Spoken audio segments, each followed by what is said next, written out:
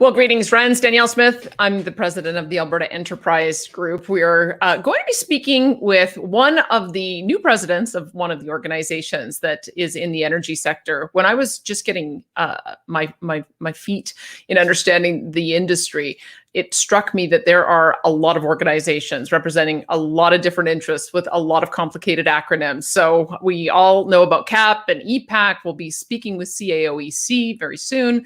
We also are today going to be speaking with the Petroleum Services Association of Canada. Find a little bit about what they do. I think that there's probably some realm where we can collaborate, but they've really been at the forefront of the site reclamation program, which is the federal funding program that is focused on Wellsite, abandonment, and rehabilitation. And joining me now to talk about all of that is the new president of PSAC, Petroleum Services Association of Canada, Gurpreet Lail. Gurpreet, thanks so much for being with me today. Thanks for having me. What a great way to start the morning. Oh, I know. Tell me about it. Yeah, I love your organization because you should know my longtime energy advisor, Dave Yeager, used to be with the Petroleum Services Association of Canada. He taught me everything I needed to know and more about the energy sector. And so I greatly value the work that you do there. But for those who don't know the broad range of businesses that are members of your organization, why don't you tell us? Because it seems like it goes to everything from drilling all the way to well site reclamation and everything in between.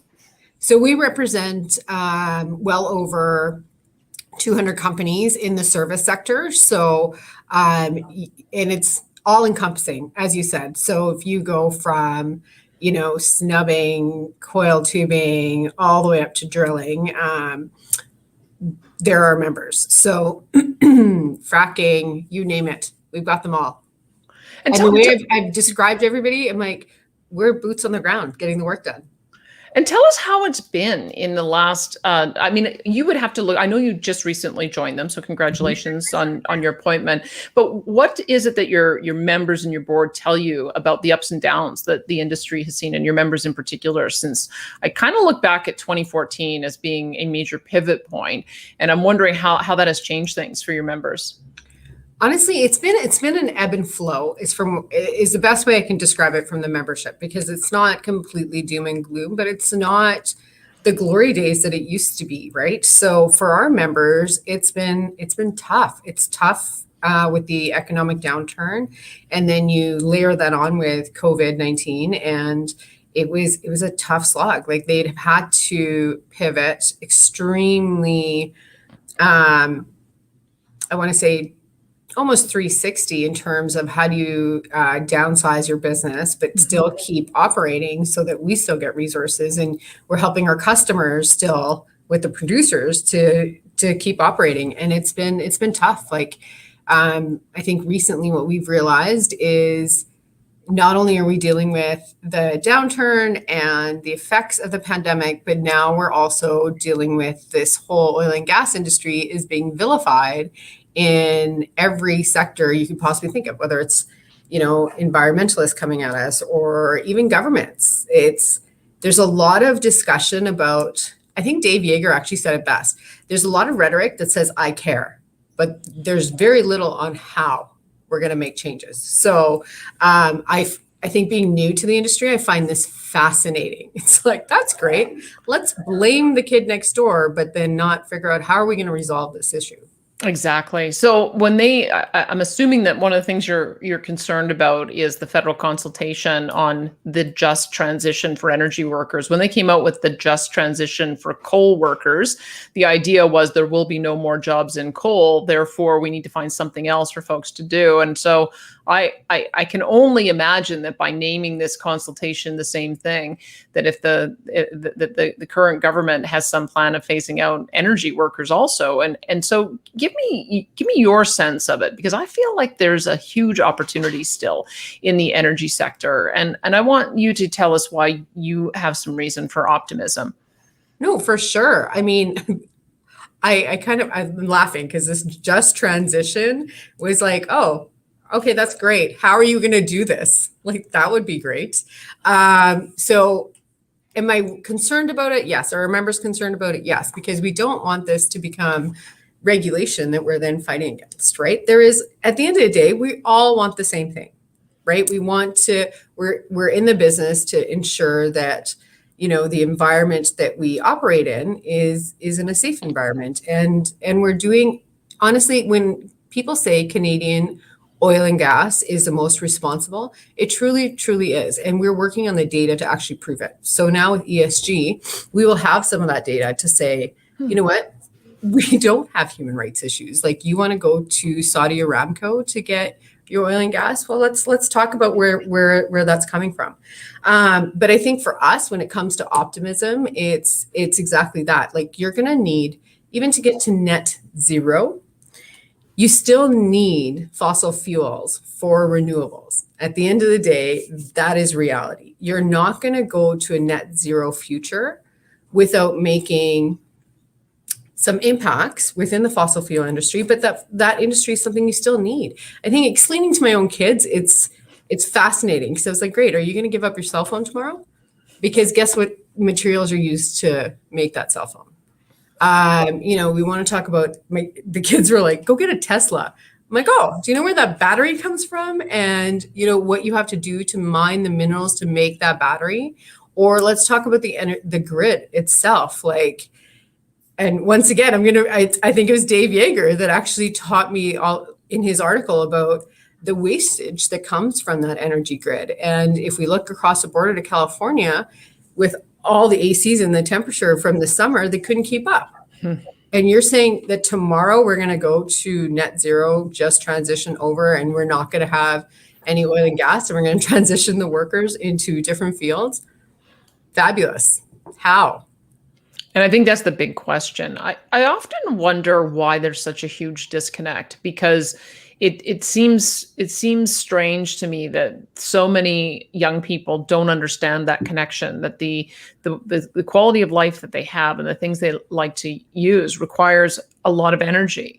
And I don't know how we get that message across, that all of that cannot be done with solar and wind. And even if it could all be done with solar and wind, you've just identified the issues that you have with trying to build out solar and wind and the battery backup without having fossil fuels.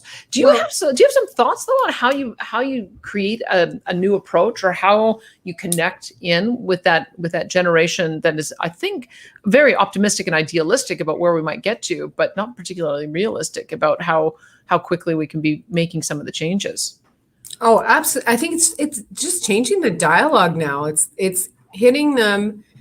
So and I've grown up with this. So you only hear about, you've got the environmentalists saying one thing, you got the politicians, and then you have industry. Mm-hmm. What we need to start doing is actually talking in the terms that resonate with that generation, even our generation, like what actually is important to us. So if I look at my kids that are teenagers or going into early adulthood, I'm going to talk to them and hit them where it hurts, right? Like, hey, are you willing to give up? Like, my daughter wants a new vehicle. She's not saying she wants to get a Tesla. So what are you going to be doing? If you're so concerned, what are you going to give up? And it's just that reality for them to realize that fossil fuels isn't just, pumping gas into your car. There's so much more to it. And they don't realize that, because they have that snippet of, today's world of social media and instant information that gives them 5 to 10 second snippets. And that's what's creating their reality at the end of the day. And I think if we look at people like you and I, it's more of, wind and solar. Sure, there's a place for this. Absolutely. There's a place for all forms of energy. We're not saying there isn't, but you're still going to need fossil fuels. And if you look at the economics of it, like the amount of royalties, taxation dollars that governments get from the fossil fuel industry to help us with our current lifestyle is not going to be the same if you just transition, cut out oil and gas and go into renewables. It won't be the same. So what are we willing to give up? Let's talk about the positive that you've had with the federal government, because I know that your organization does a lot of lobbying with the federal government. And so you've been looking at ways to create programs that will enhance Wellsite abandonment and rehabilitation, and you've had some great successes. And I want to understand a little bit more about how you had that breakthrough, because there was a huge amount of money that came into Alberta over the last year, and I think it runs out next year at the end of 2022 for the federal site rehabilitation program. I had spoken with previous presidents as well about the potential for using some kind of tax credit system at the federal level to continue with a more long-term strategy for how that might develop. So why don't you give us an idea of where PSAC has been on your lobbying, how receptive you think the federal government has been?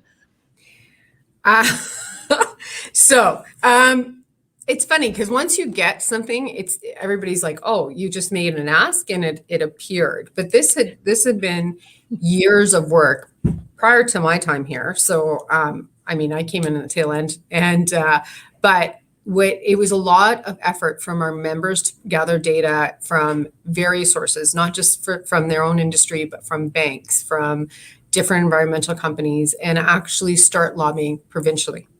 So we had to get our provincial government on side to actually understand what it is that we were looking for, and then make an ask into the federal government, because they weren't going to give us, the federal government wasn't willing to just give us money into the industry directly. So it was going to come through a flow through the province. And if it wasn't for our provincial government being on side with us and actually understanding what we were looking for and helping guide the ask to the feds, I don't know if this would have been as successful as it was.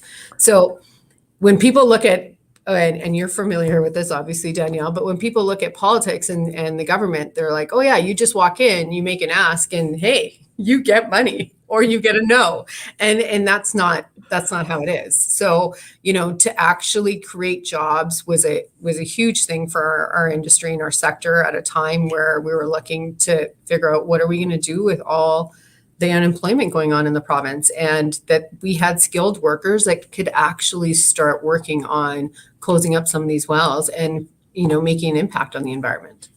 And that's the thing that strikes me is you're called the Petroleum Services Association of Canada, but so many of your members are running environmental companies. Yeah. Dave himself ran a safety company, but I wonder if there's a need for people to understand just the kind of work that your environmental companies do. I mean, the couple of things that I've heard, for instance, that I'm pretty excited about is the potential for surface reclamation. If we can find a way to stimulate more of that, a company that I know of in the MyShap group of companies has identified this bacteria that can eat hydrocarbons. The problem was that it would die within 20 minutes. So now they found a way to suspend it so it can be taken to a well site so that it can clean up the hydrocarbons. Dave, I think, has a company as well where they use a process that has been pioneered in Kuwait to clean up the saline in soils. And these are really exciting things. And so it's funny because people think of petroleum services on the one hand that we're extracting more oil and gas, but your members deal on both sides. They can extract and figure out the processes for that, but they can also reclaim all of these sites, which is huge, which is a huge source of new jobs in the future as well. Absolutely. Like, I think a lot of people, and that's, in today's day, we do need to look at, what does it mean to change a name, right? Like oil and gas or petroleum ends up putting you into a bubble that's all you do. So you're absolutely correct. When we have a mixture of companies, and a lot of them are doing environmental work. And I think you're the one that actually introduced me to the hydrocarbon eating bacteria, as I called it. So I actually met up with one of the members to say, explain this to me, because this is where I heard about it. And but if you look at the surface sector, when you're talking about, if we keep going on to the thing about, reclamation, or on the other side of just transition, you're going to need the service sector, because this sector is the ones that produce all the new technology and innovations to actually streamline all the work. So whether it's well reclamation and coming up with innovation to help us do all that, it's the service sector that's doing it. This is where I'm like, it's not the producers, it's the service sector. So when people are looking at our industry, I I always encourage everybody, I'm like, you need to see the ingenuity that's taking place. Like, this isn't a sector that's from yesteryear that all you see is boots on the ground that are like using a pump jack. It's like it's complicated, and it's a lot of technical skill sets. Like, we're utilizing AI far above than a lot of other industries, and our industry is actually on the forefront on reporting on ESG too, because we're saying, hey, yeah, we'll do it. We have no problem reporting on our impacts, but we also encourage other industries to do the same. Talk to me a bit about how you see the E of ESG, the environmental component to it, because you're completely right. I've been so amazed at how many people in the energy sector I meet who begin from an environmental point of view, either because they do downhole abandonment, or they do surface reconstruction, or they do vegetation management to make sure that the landscapes are returning to their natural condition. And it's funny, I hadn't normally thought of those as being petroleum services. And so I've had a bit of an education myself in thinking about all these environmental companies. But you know what? That's really embracing of the full range of perspectives. If you can enter into the energy industry from an environmental point of view and feel good about the work that you're doing, I think people need to know that those jobs are available. And that to me is one of the other challenges that we have. But let's talk a bit about how you see the E of the environment, social governance challenge that we face, because it seems like it's all framed around what's your CO2 emissions, what's your plan to net zero. When you say that your companies have a great record and a great story to tell on that, what is the story? So I think the story on the environment is that we're actually responsibly taking care of the environment. Sure, years ago, were we at the same level of care that we are today and giving and providing the environmental and positive environmental impacts that we are today? No. But are we going to be a part of the solution now and moving forward? Absolutely. I think if you look, so I was just talking to my counterpart in the States, and it's like, when we look at Canadian oil and gas and we're saying, hey, we can report on all three, but our environment, absolutely. We're doing all this work to help our environment. It's far above what our neighbors are doing, but our story is just not getting out there. We're getting lost in the whole picture of, let's just vilify the whole industry. Everybody's in the same boat.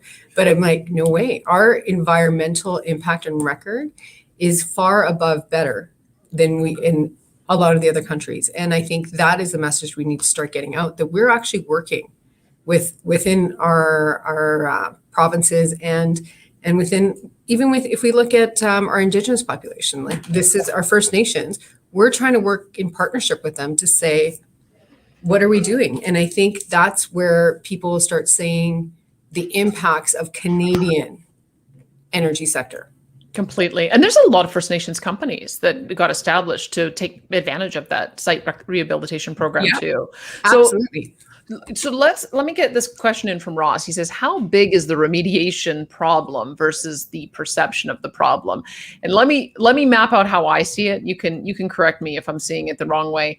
I feel like for a lot of years, all we ever focused on was the Orphan Well Association and the number of wells that went into the Orphan Well Association as the number of wells that were the problem.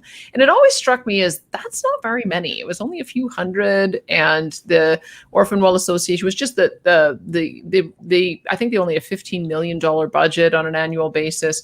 Well, then of course we've seen some major collapses of companies, Trident and Sandling and a whole pile of others. I think there's about 100 companies that ended up going under, and some portion of their assets went to the Orphan Well Association. Plus there's been this new licensee management ratio, where our liability management ratio, LMR, where they look at and quantify what it's going to cost to clean up all the wells that have either that are now non-producing. And so when I looked at the most recent report on that, I saw it's pretty close to a $30 billion assessed value of liability. But that doesn't include all the producing assets. And there's hundreds of thousands of wells that are still producing. Plus, I'm hearing from groups like the Alberta Liabilities Disclosure Project, Regan Boychuk, that perhaps that might be understating the level of liability. So the way I look at this is, the problem is huge, but it's your members that we need to keep alive and vibrant and doing well, because you're going to be able to solve the problem over the course of the next 10, 20, 30, or 40 years. That's how I'm looking at it. So if there's anything you want to modify on my perception, please do, because I think we're going to get into a little bit about how well that program was working. Yeah, no, I don't think, I mean, there's nothing to modify, Danielle. I think you hit the nail on the head. You're going to need the service sector to actually solve for this problem. I think to Rob's question, like, how big of a problem is this? So I simplify it in that, we don't go looking for problems to solve. It's there is a problem and there's a need, and then we're there to actually help figure out how we're going to solve this, because it is huge. I think you said 30 million, but billion exact numbers in front of me. Yeah. And it's like, if that's the number we're going to go with, it's a big problem, and this sector is going to be the one to help solve it. And at the end of the day, guys, not only we're there to solve it, but this sector is the one that's going to employ people to get the work done.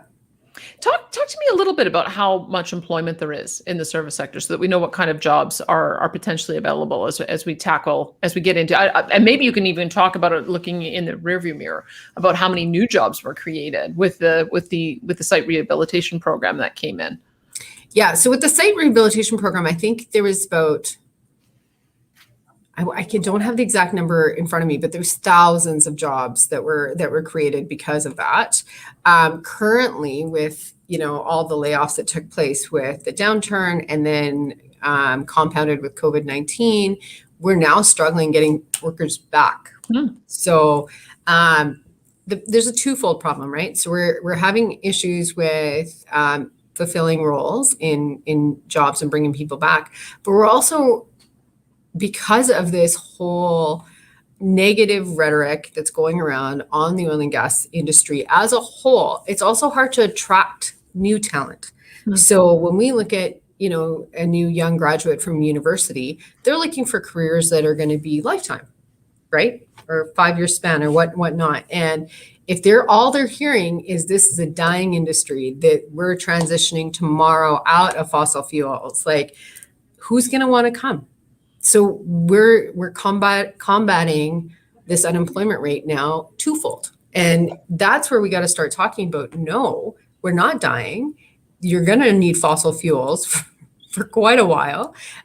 For the transition, transformation, we all have to work together. Like I've stopped using transition, because that means you have to stop doing one thing to do another. So I'm like, in order to transform the energy sector, you're going to need to work together, and fossil fuels is going to be part of that solution. Totally agree. So tell me, I think this is probably a revelation for people as we look at the high unemployment rate that we still see in Alberta, that there are jobs that are going unfilled. Give me an idea of the kind of occupations that your members are looking for, and what's the pathway? Is it programs that you take at site, or can you show up and be trained on site? Do we need to have more programs in high school so that kids know that these job opportunities are available? How do we address that? Oh man, you want to go to high school? That's crazy talk. But in a perfect world, we should be starting this whole education piece in elementary school and moving it up, because we don't learn enough about this sector. However, I think for today's world, it's jobs that are technical jobs. Like, there's a lot of innovation taking place. So, you can now, back in the day, you can go on a site and everything was manual labor. Now everything, you can do stuff on your phone. You can be operating, rigs are automated. You've got robo dogs that are doing the work that, once was all done manually. And so there's technical jobs that are available. So, if somebody's looking to go into artificial intelligence, this is the perfect industry for you to be operating in.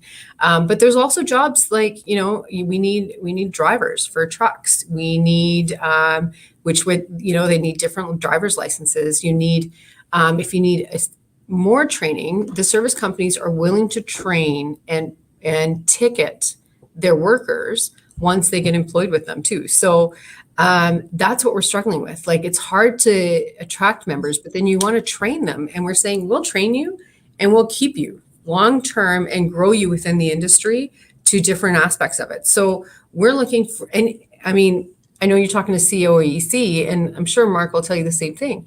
You cannot find enough workers to man a rig. So you can't have a 3-man crew to man a rig and on a frac site. Like, it's the same thing. You need crew members, and that's what we need to start attracting. Is there a job board where if anyone's listening and saying, hey, that sounds like work I'd want to do, it's sort of tough to even know who do you approach and how do you get into the industry? Does PSAC have a job board, or does COEC have a job board? So we are going to be having a job board starting next month.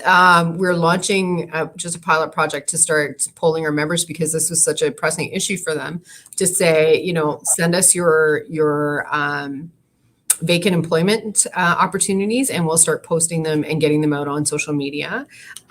We've also offered to help partner with post-secondary education institutes to start getting the word out there.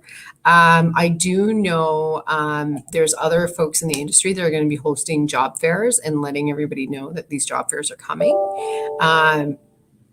And take it from there. But it's just, and it's also, Danielle, like we're still competing with a federal wage subsidy. So if someone's getting consistent payment and they're not worried about, 2 weeks on, 2 weeks off kind of thing, or, hey, am I going to get laid off again? They're not coming back. I love what you're saying, though, about the range of jobs that are available. I was speaking to an academic yesterday about the level playing field that we now have between genders in a whole range of industries. And if you can do a technical job using AI or being in front of a computer, that also allows for women to be attracted into the industry as well. So it opens up more opportunities there too. For sure. Like, women absolutely need to look at the service sector. I mean, there's even the service sector is looking for scientists, right? Mm-hmm. Like, you need science backgrounds to help us with in the labs. And I tell everybody, I'm a female, new to the industry, and there's so much opportunity. But when women look at the service sector, all they see is going out onto a drill site, and that's just some work some women don't want to do, or they want to, it's camp work. But you're like, no, there's such a vast array of work to be had in the service sector, and you'll be in the forefront. I keep saying this, like, you'll be in the forefront of innovation. So I encourage all women to look into the service sector, because this is a growing industry, and it's not dying. I think you're so right as well, because I think when you think about going to a well site, you're thinking, okay, we've got 6 months of the year where it's -30. I don't know if I'd want to work in those conditions, but it sounds like the kind of jobs that are available now are in an environment where you can be indoors, you can be in front of a computer, and they're also year round. Yep, for sure. And even on a site, like, I remember touring a drilling site one time, and I was like, man, you need some serious hefty muscle to pull on all these levers. But now a lot of it is automated, and you can be doing the same work without having to do a lot of, the manual heavy lifting. That's important, that, because I think we should I should talk to you about one other aspect of it, which is, of course, the occupational health and safety aspect, because that is also what your members do, is making sure that people have the proper training if they're dealing with H2S, and make sure that as well that the well sites continue to develop better and better practices to ensure that there are no injuries. Do you want to just talk about that for a minute as well? For sure. So the service sector, energy sector as a whole takes health and safety very seriously. So I was actually saying to somebody the other day, and this will just kind of give you a small inclination of where we've come. So, for 10, 20 years ago, safety wasn't as integrated into the companies as it is today. So in my former life, I was at STARS, and, we used to see a lot of incidents happening where we'd have to fly out to remote access for these workers. And now, if you look back even to the last decade, you won't see very many incidences, because safety is that important. And it is now ingrained within every single person from, top down, that safety comes first, health and safety comes first. And you do not miss a step in that whole entire process. So I think this industry, it should be actually looked at as best in class right now in terms of where we were and where we've come to and I how love we it. keep moving forward. So When you post that job board, let me know and I'll push it I out on will. our social networks as well. So let's talk a little bit more because Alex has a question. Some of the more significant liabilities may be associated with larger facilities such as gas plants, etc. I think remediation costs for these types of facilities are likely underestimated. I want to talk a little about the remediation challenge that we've had and also some the solution that got developed. So if I understand the approach that was taken, because with the support of the provincial government, the federal government was persuaded to give a direct grant to Wellsite abandonment and remediation. And is that the case, or is it because initially there were some programs that were going to be loans, and so the loans would be leveraged to do some of this work? Tell us what the program is, how much money has been in it, when it comes to an end, and because what I'm worried about is that if the federal program comes to an end without us having some kind of replacement, then we're going to lose the momentum that we've already developed over the last year and a half on really scaling up these companies. And so I want to get your sense of where we've been, and then we'll talk about some of the opportunity for it to continue. So in terms of, and sorry, Jenny, you lost me. In terms of where we've been, the site rehabilitation program, just explain it so that people know how your members accessed it, how many wells were reclaimed. Just tell us how it worked. So the way we looked at it, so when we went to the feds, we said we're going to create, first opportunity was going to be creating jobs, right? So we'll create X amount of full-time jobs and X amount of indirect jobs while doing all this. We were looking at that time, I think close to 7,000 inactive sites that we were looking to close. And then the way we pitched it to them was that there would be a lot of money, like millions in fuel and income taxes that could be recoverable by the governments. And so when they pushed everything through, how the money was going to be accessed was that, you get the work done and then they'll process the tax credit for you. So how did the 7,000 sites get identified? I couldn't tell you. I wasn't here. Because I guess that's one of the issues is that we've got a lot of inactive well sites, and so it is a big problem. And so I'm interested in getting your thoughts on how you think a new program might be able to replace this one. If it's 7,000 sites, and it does come to an end, right? I think the money runs out in 2022. Yeah, it does. So what kind of things should we be looking at for how to regain momentum on that? Because I guess maybe you don't share my concern, or maybe you do. What happens when it comes to an end? Is everything going to come to a full stop for your industry? No, and I think that's what we're working on, right? We share the same concerns. It's like, great, so now it's full stop finished. Now what? Right? So now we're going back and we're working with different organizations and other associations to say, what's next? So this is great. These are some of the learning points that we had, some of the pinch points, like how the money was actually accessed wasn't as streamlined and readily available as we thought it was going to be. It was a little, some of the companies said it was cumbersome for them to actually get funding, especially for smaller companies, right? So you have to do the work. So you have to shell out all the funds before you get anything back. That's a hard take when you're already struggling from day to day. So I think there's some learnings there. What we need to start looking at, and you and I've talked about this as well, is how do we now overlap this so that we keep continuing on and actually creating a better environment for all of us. Right, exactly. So it's something we need to start now. Totally agree. So Len points out 2.5 billion to remediate abandoned wells and 9 billion for students who couldn't do their summer jobs. I think that's sort of the real challenge, isn't it? Is that there could have been more dollars that were put towards it to make more progress.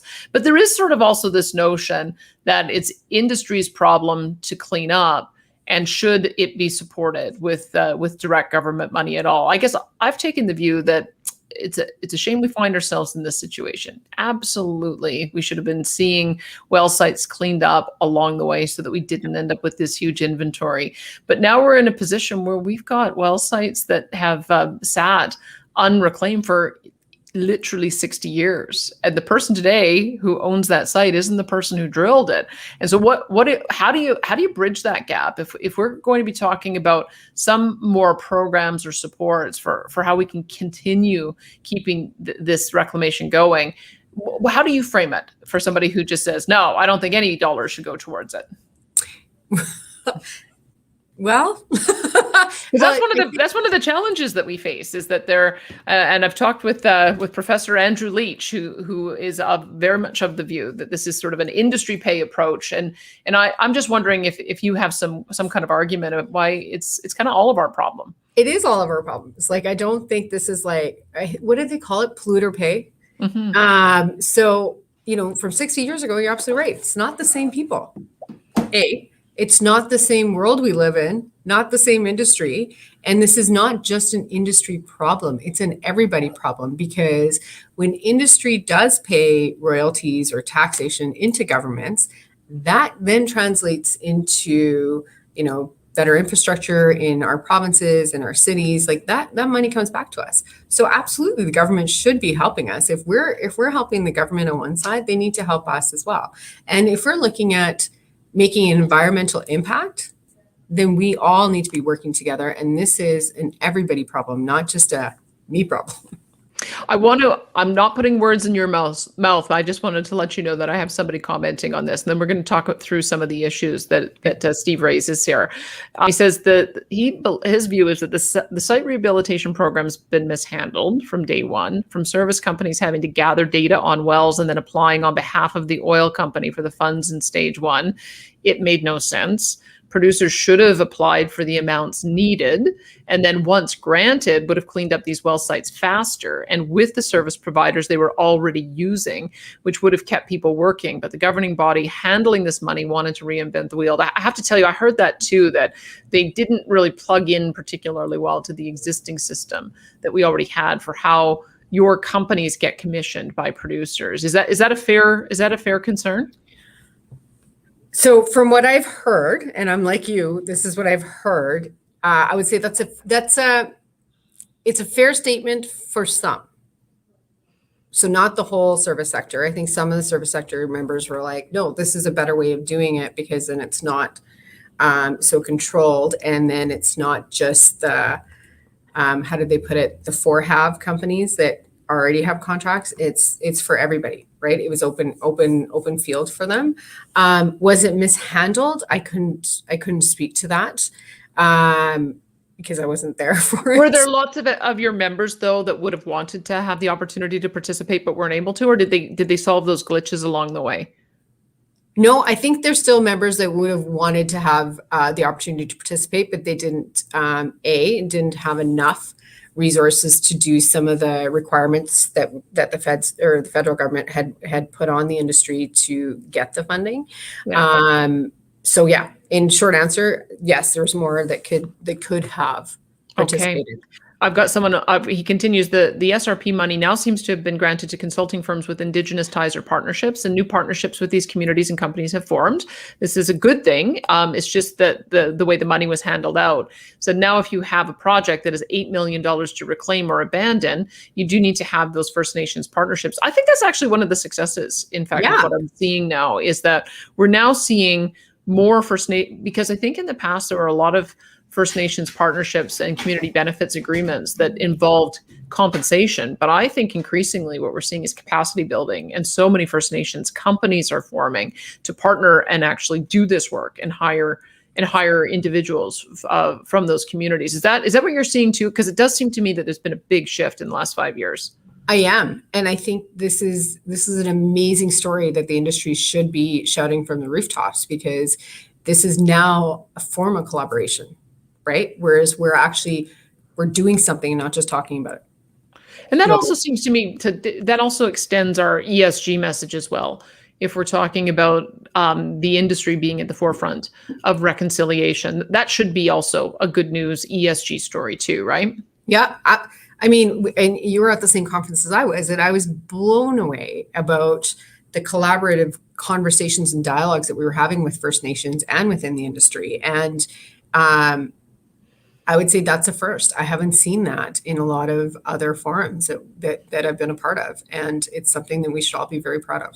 Okay, so then let's talk about some of the other concerns that I've heard is that, and this gets a little bit a bit tricky because there has been a problem in being able to get the process through to completion. So I want people to understand the 3 different steps of how you return a well to its original condition. And I've already mentioned them. So there's downhole abandonment, there's surface reconstruction, and then there's vegetation management.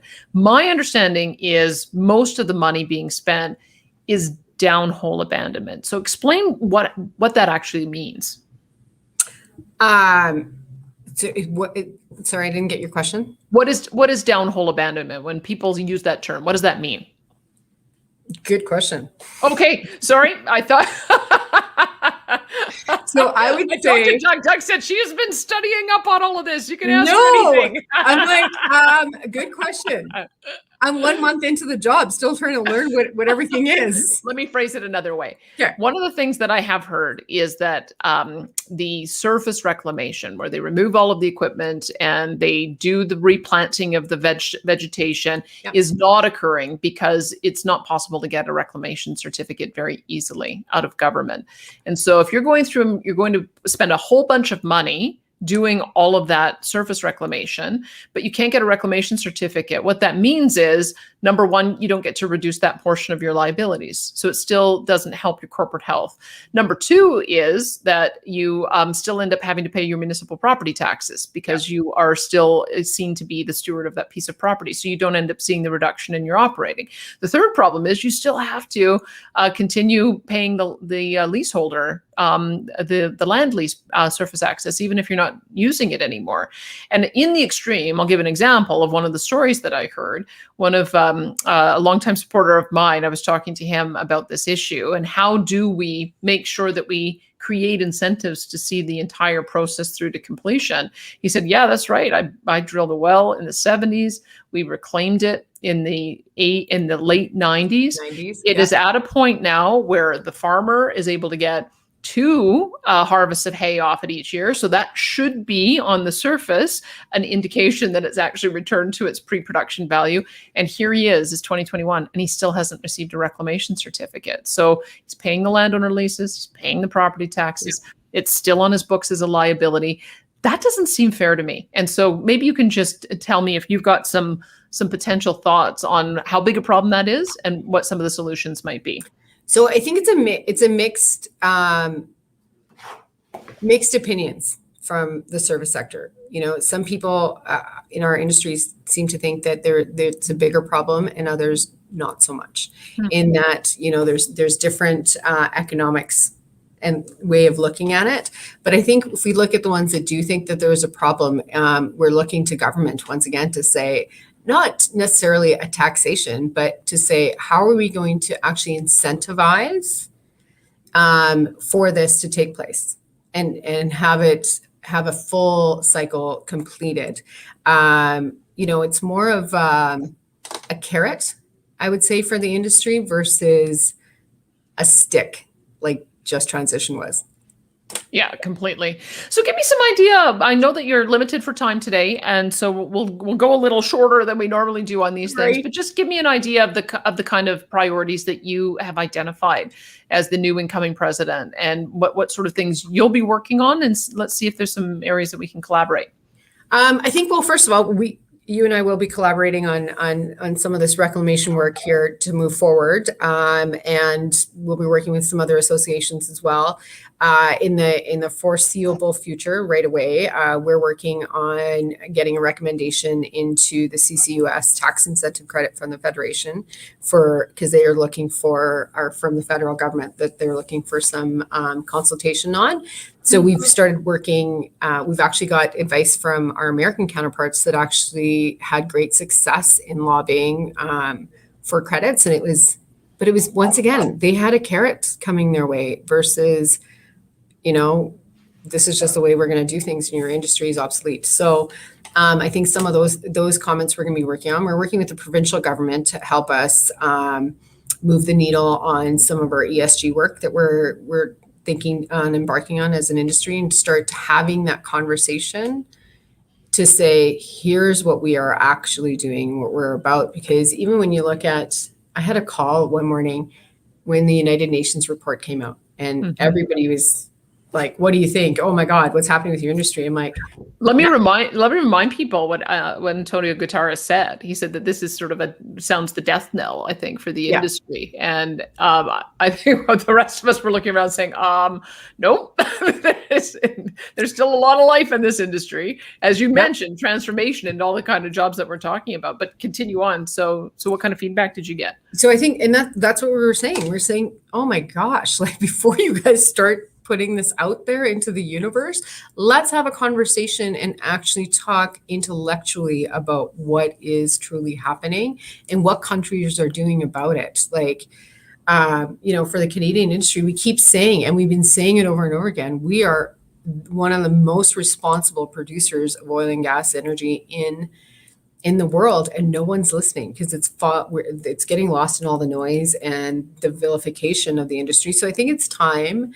What I'm going to be working on is, instead of us being on the defensive all the time, is starting to have some offensive conversations and being on the offense to say, this is what we're actually doing. Like, that's great that you think this industry is going to die tomorrow. It's not. We're here to stay, and we're part of the solution. So you need to work with us and come to the table and have that dialogue with us. I want to talk a little more about carbon capture, utilization, and storage for just a minute, because I think we need to understand where that policy is going.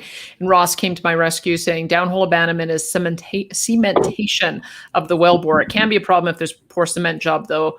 Prevents leakage of residual fluids to the surface. So that is what a lot of the abandonment, or what a lot of the federal money has been spent on. And so I think spending a bit more time figuring out how to do the rest of the sites is going to be pretty important for the industry. Also, though, important for the industry, and we did hear this at the Oilman's conference that we were both at last week, is that carbon capture, utilization, and storage is going to be a key part of the solution in addressing greenhouse gas emissions. And the industry is looking for an investment tax credit, so that if they spend money on developing the infrastructure to capture the CO2, to build the pipelines to transport it so that it can be buried underground, or so it can go to some kind of hub so it can be utilized to make something useful. They want to be able to write that off against the cost that they're incurring. And that's not such an unusual approach. I mean, we've seen that in a couple of ways. We've seen that with the oil sands royalty, 1% royalty on big oil sands projects until their capital cost is paid off. This strikes me as being very much in that same line of thinking, but it also helps to solve a problem that if we're going to be producing this energy, being able to capture the emissions and put them back underground creates that kind of circular economy. So I'm very excited about it. The other thing, though, I think that I have heard at the provincial level is the provincial government owns all the pore space. I think Ed Stelmach made that decision years ago to reclaim the pore space because he knew that there would be a future where people would want to be injecting CO2 back underground. But that also means that there's probably going to be some kind of royalty that gets paid on that, because if it's essentially putting CO2 in a space owned by the government, then there either has to be a royalty for putting it underground, or there has to be some kind of ongoing payment that has to be made for, call it rent. But to me, that's also a positive. It gives the provincial government another potential future source of revenue. So I'm seeing a lot of opportunity there, but I didn't know that it would directly impact your industry and your members. So tell us about how you're involved in that. So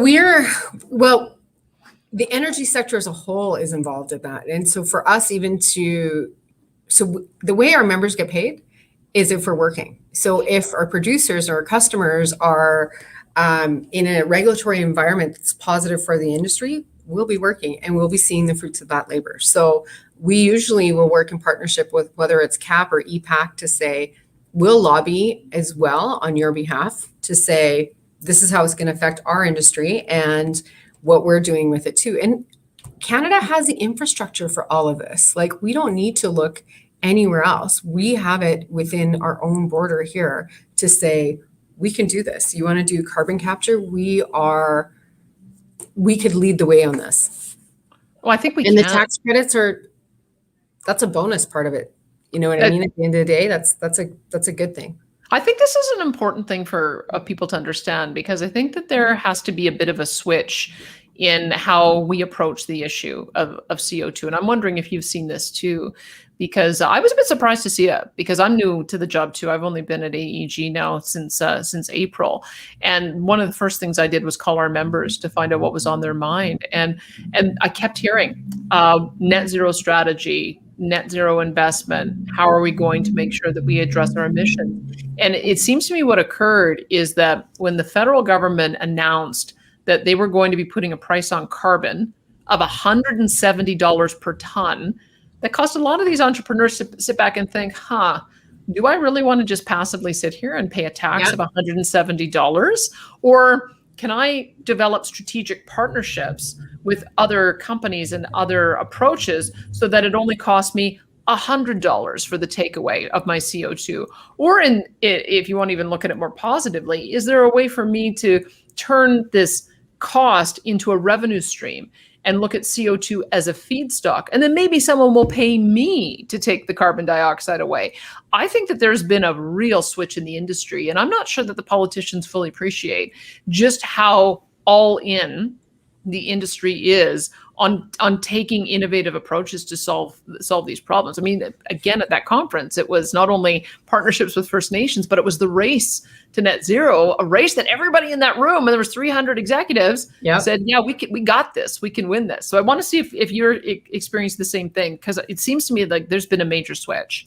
I wouldn't necessarily say it's a major switch. I think it's always been there. We're just now talking about it more. Mm-hmm. And, like I said, the cautious optimism that we all have this is a part of it. It's like, we're going to be part of the solution. There is going to be some funding coming in, and we'll be injecting money back into the economy. However, it's also about, how do we work together as an industry, and not just, like, if I look at my own industry, it's not producers versus the service sector. It's like, we are one. So how are we going to work together and include government into this conversation? Let's include some of the environmental companies into this conversation, and NGOs into this conversation, and work together on the solution. And this carbon capture, I think, is one step in the right direction.